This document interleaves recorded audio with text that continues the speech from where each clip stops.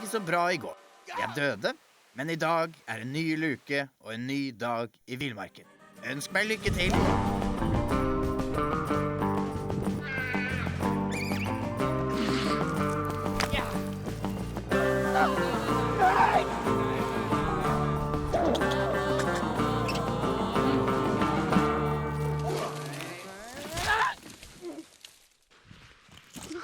God morgen.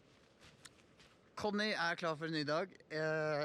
Ganske sent, fordi i dag så bare... Jeg var så kaputt etter i går, så jeg lå og sov til sånn 2. Bare sånn kose meg i soveposen.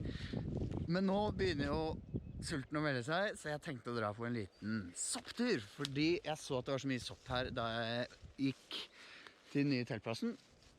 Så her så ser dere blant annet sopp. Så jeg skal rett og slett bare plukke masse sopp, lage en soppstuing i teltet, eller kanskje spise det tartar, for det kan også gå. Så, see you in the tent.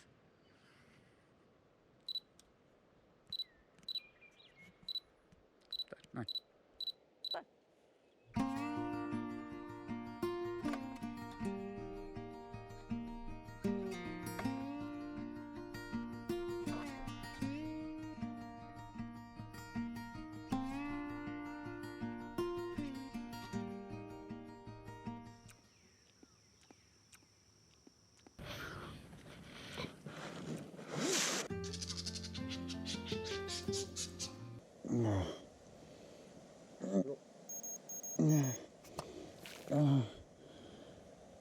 Første kommer 7.